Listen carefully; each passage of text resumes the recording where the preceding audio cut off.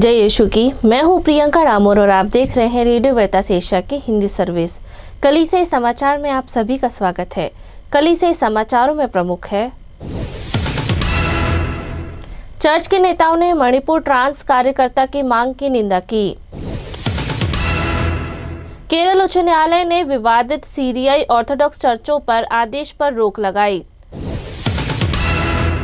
आसनसोल के धर्मगुरुओं ने बच्चों की धर्म शिक्षा को प्राथमिकता दी। कार्यशाला ने मानव तस्करी से लड़ने वाली धर्म बहनों के बीच नेतृत्व को बढ़ाया। चर्च इन इंडिया ने प्रवासी सहायता पोर्टल लॉन्च किया।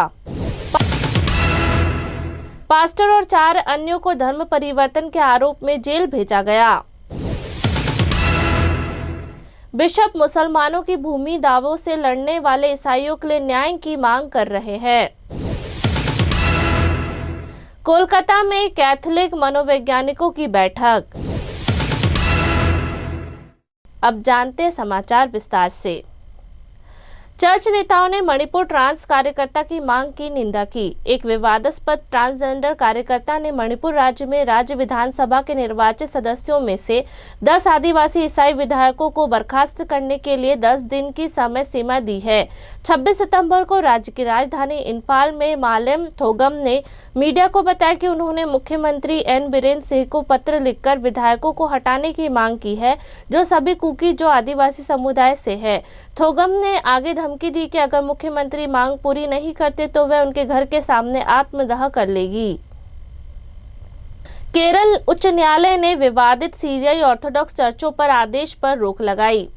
केरल उच्च न्यायालय ने अपने पिछले आदेश पर रोक लगा दी है, जिसमें कम्युनिस्ट नेतृत्व वाली सरकार को केरल राज्य में 6 चर्चों पर कब्जा करने का निर्देश दिया गया था, जो एंटीओक के सीरियाई ऑर्थोडॉक्स चर्च के 2 गुटों के बीच विवाद में थे।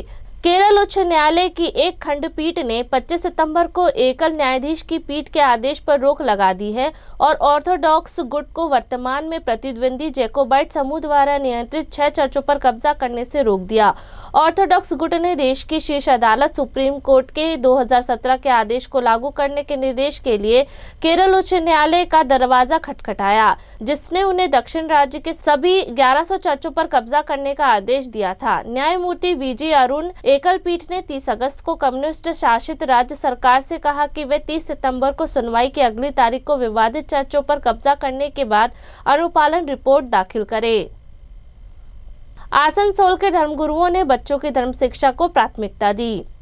आसनसोल धर्म प्रांत में धर्मगुरुओं के एक समूह ने बच्चों की धर्म शिक्षा को प्राथमिकता के रूप में परिवारों और परगनों तक ले जाने का निर्णय लिया है। यह आसनसोल में धर्म प्रांतीय पास्टोरल केंद्र चेतना में 14 परगनों के लगभग 100 धर्मगुरुओं द्वारा भाग लिए गए 2 दिवसीय अभिविन्यास कार्यक्रम का परिणाम था। 26 से 27 सितंबर के कार्यक्रम में ईश्वर के वचन, बुनियादी चर्च समुदाय, धर्म शिक्षा, उद्घोषणा और धर्मगुरुओं की भूमिका पर चर्चा की गई।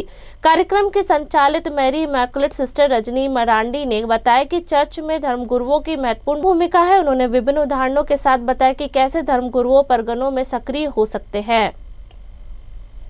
चर्च इन इंडिया ने प्रवासी सहायता पोर्टल लॉन्च किया। कैथोलिक चर्च इन इंडिया ने देश भर में प्रवासियों की सहायता करने के उद्देश्य से एक डिजिटल पोर्टल का अनावरण किया है। पोर्टल को आधिकारिक तौर पर गोवा के आर्च बिशप और भारत के कैथोलिक बिशप सम्मेलन CCBI के अध्यक्ष कार्डिनल फिलिप नेरी फेराव द्वारा लॉन्च किया गया है। कैथोलिक कनेक्ट प्लेटफॉर्म के भीतर एकीकृत नया पोर्टल काम, शिक्षा या विस्थापन के अन्य कारणों से जाने जाने वाले प्रवासियों की सहायता करना चाहता है। CCBI के प्रेस विज्ञप्ति में कहा गया है कि यह पहल पोप फ्रांसिस के दृष्टिकोण के अनुरूप है, जो प्रवासियों और शरणार्थियों का स्वागत, सुरक्षा और प्रचार और एकीकरण करने की वकालत करते हैं। कार्यशाला में मानव तस्करी से लड़ने वाली धर्म बहनों के बीच नेतृत्व को बढ़ाया। मानव तस्करी विरोधी प्रयासों में शामिल 32 मंडलियों की 45 धर्म बहनों ने एक कार्यशाला में भाग लिया, जिसका उद्देश्य उनके नेतृत्व, टीम निर्माण और नेटवर्किंग कौशल को मजबूत करना था।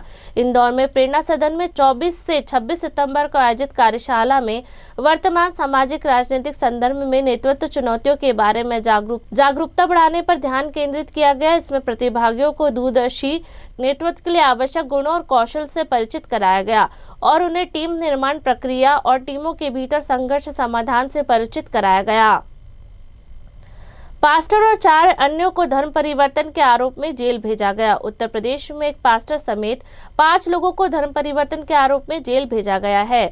पुलिस ने बताया कि डायसना चर्च के पास्टर गेराल्ड मैसी मैथ्यू और अन्य लोगों को बीमारियों को ठीक करने और उनके बच्चों को अच्छी शिक्षा देने के बहाने धर्म परिवर्तन कराने के आरोप में गिरफ्तार किया गया है। उत्तर प्रदेश में प्रधानमंत्री नरेंद्र मोदी की हिंदू समर्थन भारतीय जनता पार्टी का शासन है, जिसने 2020 में व्यापक धर्मांतरण विरोधी कानून बनाया था। ईसाई कार्यकर्ता मीनाक्षी सिंह ने 25 सितंबर को बताया, पुलिस ने पास्टर मैथ्यू और अन्यों को 23 सितंबर को गिरफ्तार किया और उन्हें 24 घंटे से अधिक समय तक हिरासत में रखा गया और 25 सितंबर को उन्हें बिना कोई विवरण दिए डायसना में जेल में भेज दिया। बिशप मुसलमानों की भूमि दावों से लड़ने वाले ईसाइयों के लिए न्याय की मांग करते हैं। केरल राज्य में कैथोलिक बिशपों ने 600 से अधिक परिवारों के लिए न्याय की मांग करते हुए संसदीय पैनल में याचिका दायर की है, जिसमें से अधिकांश ईसाई है। एक मुस्लिम निकाय द्वारा दावा किए जाने के बाद कि उनकी भूमि और घर कभी मुस्लिम कल्याण के लिए दान के रूप में दान किए गए थे। केरल कैथोलिक बिशप सम्मेलन के अध्यक्ष कार्डिनल बेसिलियस क्लेमेंस ने संयुक्त संसदीय समिति में याचिका दायर की, जो भारत भर के मुस्लिम समुदाय की दान की गई संपत्तियों के प्रबंधन के लिए 1995 के कानून में प्रस्तावित संशोधन का अध्ययन कर रही है। बिशप के सामाजिक सद्भाव और सतर्कता आयोग के प्रमुख फादर माइकल पुलिक्कल ने कहा, बोर्ड के दावे जो पहली बार 2019 में किए गए थे ने एर्नाकुलम जिले के तटीय गांवों में सैकड़ों परिवारों के गंभीर कठिनाइयों का सामना करना पड़ा है।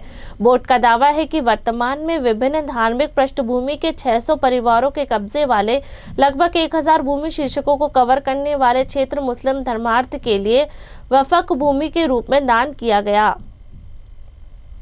कोलकाता में कैथोलिक मनोवैज्ञानिकों की बैठक। मनोवैज्ञानिकों के एक सम्मेलन ने मानसिक स्वास्थ्य कार्यकर्ता द्वारा दूसरों के मानसिक स्वास्थ्य की देखभाल करते हुए स्वयं की देखभाल करने की आवश्यकता पर बल दिया है। कोलकाता में भारतीय कैथोलिक मनोवैज्ञानिकों के सम्मेलन के 25वें वार्षिक सम्मेलन में 12 भारतीय राज्यों से 75 कैथोलिक मनोवैज्ञानिकों ने भाग लिया। कोलकाता के आर्च बिशप थॉमस डिसूजा ने सेवा केंद्र में 20 से 22 सितंबर को आयोजित सम्मेलन के उद्घाटन की अध्यक्षता की, जिसमें स्वास्थ्य को बढ़ावा देना, चिकित्सक की स्वयं की देखभाल और ग्राहक जुड़ाव के लिए अभिन्न दृष्टिकोण विषय पर चर्चा की गई। इसी के साथ कलीसिया समाचार समाप्त हुए। अगली बार फिर मुलाकात होगी नई खबरों के साथ। नमस्कार। रेडियो वेरितास एशिया आपके लिए लेकर आए हैं RBA mobile app. RBA mobile app पर हमारे विभिन्न प्रकार के कार्यक्रमों का लाभ लें, हमसे जुड़े और एशियाई ईसाईयत की आवाज का हिस्सा बने। आज ही ऐप स्टोर एवं प्ले स्टोर से आरबीए मोबाइल ऐप डाउनलोड करें।